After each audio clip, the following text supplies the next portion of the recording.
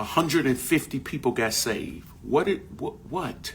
How many people got saved at your church Sunday night? Let's start there. This shuts the conversation down, y'all. Don't argue with nobody. Just ask them, how many people got saved at your church Sunday? If you can't out soul win me, shut your mouth. What's happening now with William Murphy is the prime example that shows you that popularity and standards don't mix. I'm going to say that again. Popularity and standards don't mix. Because at a certain point in time, you're going to have to make a choice. Either you're going to stand on your standards or you're going to compromise your standards for popularity. It's that simple. That's why the scripture says, about the rich man not being able to get into heaven. It's not saying that you can't be rich. It's not saying that being rich is a sin.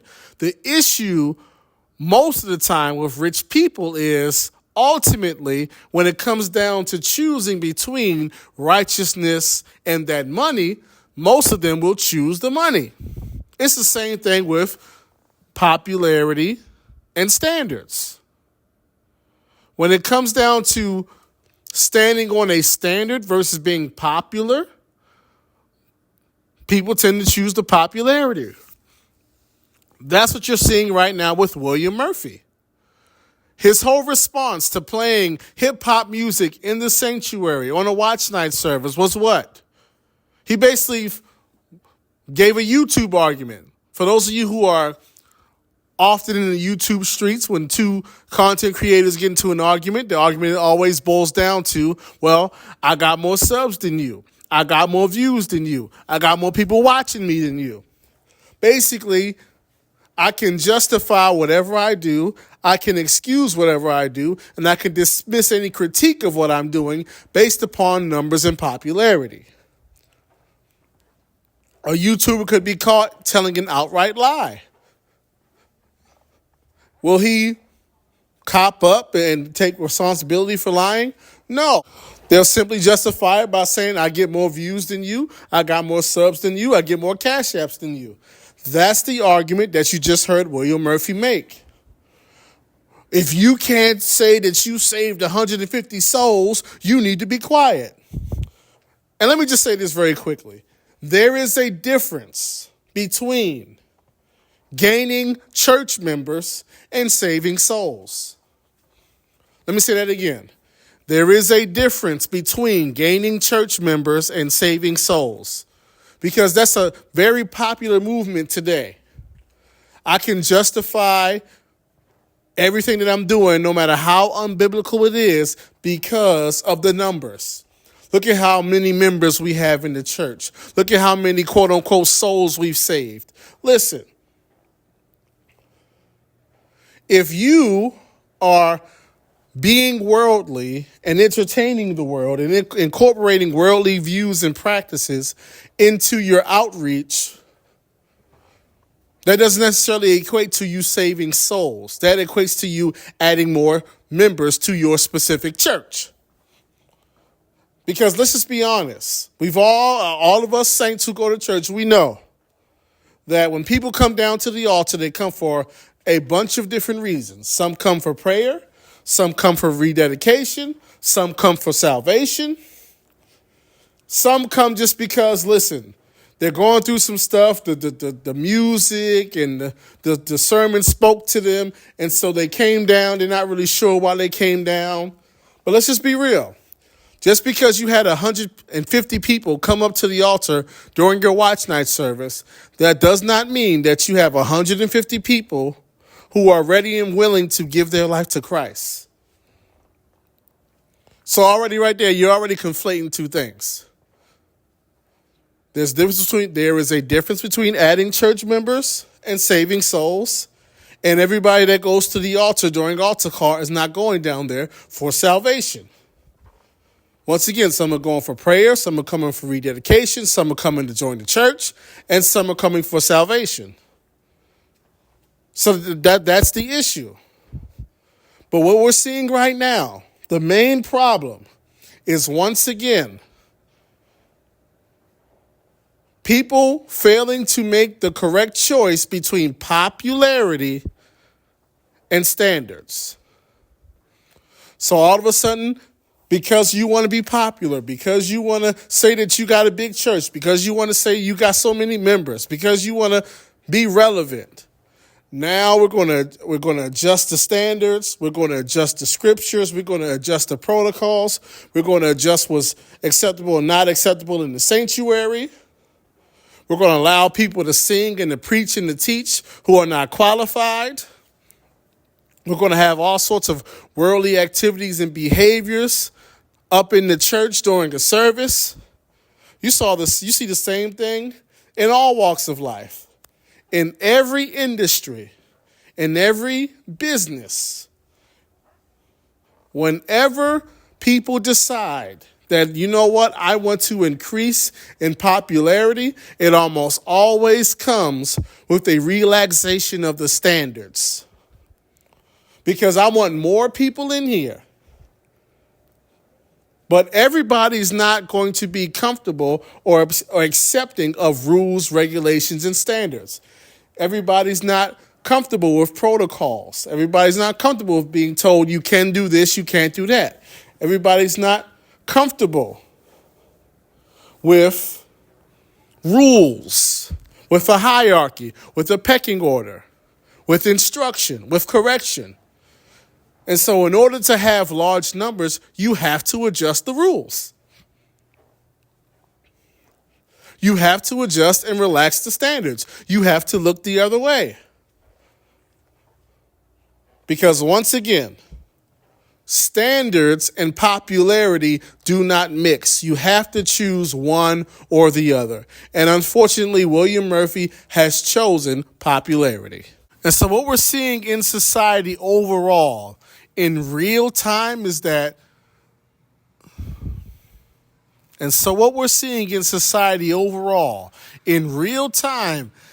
the majority of people feel as though popularity validates what you are doing.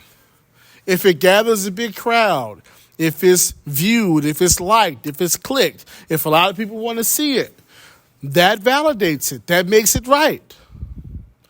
And this has really been exacerbated by social media. Because what social media did was social media put a number to it. And the numbers are blinding people. How can you say I'm wrong? 65,000 people watched it. How can you say I'm wrong? I have 103 subscribers. How can you say I'm wrong? I have 666 likes. That's what's really the unfortunate part of social media. Social media and the numbers have blinded people to what's right and what's wrong based on the number of people engaging with it.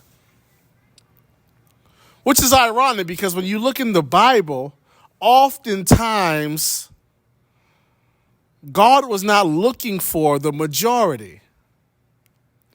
There were several stories in the Bible where they would be going to war, and he said, hey, you got too many people. You got to cut some folk. Take them down to the water, and everyone that doesn't drink the water a certain way, send them home. You got too many people. So the Christianity was never about majority rule. You're supposed to be saved, sanctified, set apart.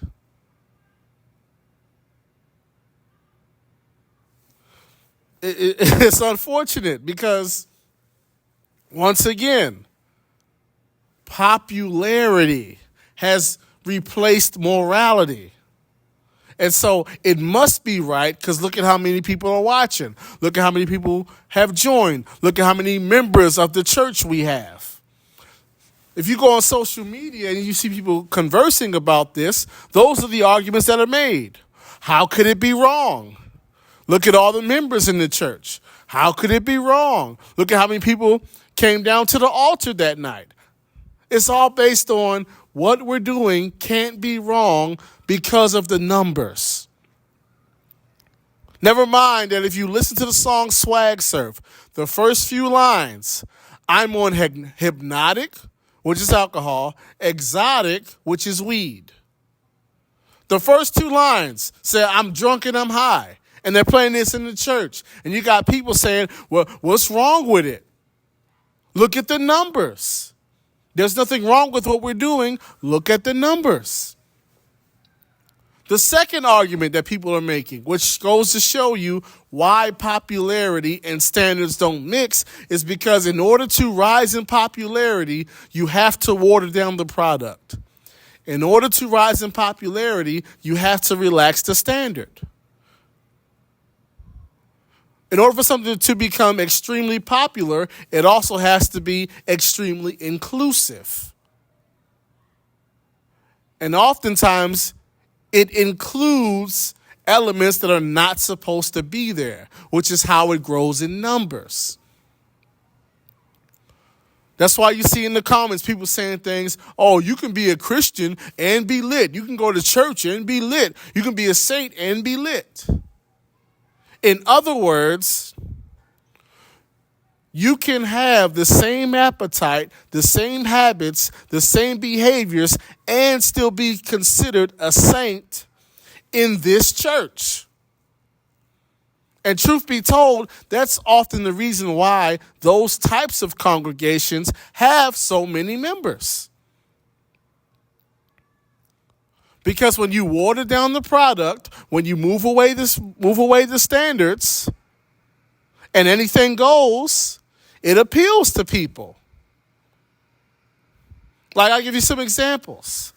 If you were to start a soul food restaurant today, and you were very popular within the black community, in order for you to expand the restaurant, what would you have to do? You would have to water down the product because other groups of people may not want that level of seasoning. So all of a sudden you start seasoning things a little bit less. You start adding different things that are not traditional to black soul food onto the menu. You start tweaking recipes to appeal to a broader audience. That's why standards and popularity don't mix, because in order to reach higher levels of popularity, you have to adjust the standard in order to include more people. If you look at some of the larger, most popular churches of today, what makes them the most popular? A relaxed standard. So think about it. Think about the most popular churches. They don't really talk about sin that much. They don't really talk about hell all that much. We're not going to judge you, and we love you no matter what, and God loves you no matter what, and you can dress how you want to dress, and you can act how you want to act, and we're not going to call out any behavior. Anybody can lead, anybody can be in certain positions. We're going to turn a blind eye to certain behaviors. That's what you see in the most popular churches. In almost all of them, you're going to see relaxed standards. Because you want to appeal to more people. So you relax the standards and you include a whole bunch of cultural and hip-hop references and slang and behaviors and way of dressing. And that's what you do. Because everything doesn't fit everybody. In order to make it fit more people, you have to adjust and modify the potency and the requirements. Like, take an Ivy League school, for example. Ivy League admissions will always be a lower percentage than state schools. If the Ivy League wanted to bolster their numbers and have higher enrollment and have a larger student body than the state school, what would they have to do? They would have to relax the standards. So all of a sudden, the score on the SAT that you need is lower. The high school GPA that you need is lower. You have to relax the standards in order to grow in popularity, in order to grow in numbers. That's why popularity and standards don't mix. Standards exclude people. Because if you're not going to meet the standard, you can't be a part of it.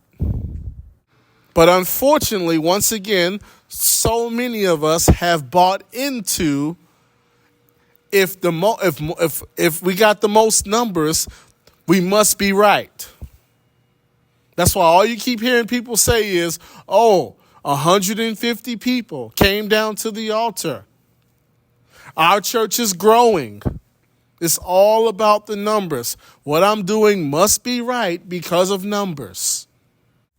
And just to close this out, let's talk about why people do this. Well, it's, once again, social media has put this on steroids because it puts a number to your popularity. So you could be well-intentioned. But come on now. When you see, oh man, we added this many new members to our church. We got this many views on our YouTube channel. We got this many new subscribers. I got this many new people on my Instagram. You will talk yourself into making a wrong or right because the level of attention that you're receiving, it just makes you feel good. It feels good when you're standing in front of thousands of people and they're all hanging on your every word and agreeing with what you're saying and standing up and, yes, sir, you better preach. It feels good. When you're posting stuff on social media and everybody's liking it and sharing it and, oh, man, this word touched my life and I'm so glad for your church. It feels good. And what happens is people get addicted to the praise, to the popularity, to the numbers. And they have to have more of it. So if I say this is wrong, if I say that is wrong, if I set this standard, if I set that standard, then people might start to leave. The numbers might stop going up. The numbers might even go down. People, instead of people praising me all the time, they might start to talk bad about me. But I know when I do this, when I stay over here, everything is all good. I'm going to just stay over here because I don't want to go over there. I might lose people's attention. I might lose people's favor. And so that's what's going on. If I call this out, people might get mad at me. If I call that out, people might get mad at me. This is a popular message. This brings in the numbers. This brings in the engagement. I'm going to keep on doing this. And it must be right because look at all these people. You convince yourself of that. Because you have to convince yourself of that. Because you've become addicted to the popularity. And that's what's going on in many walks of life, not just in the church. There's artists, musical artists. Let's take it to rap for a second. There's rappers who are known from being wordsmiths and lyrical and witty and punchlines and, just straight with the bars.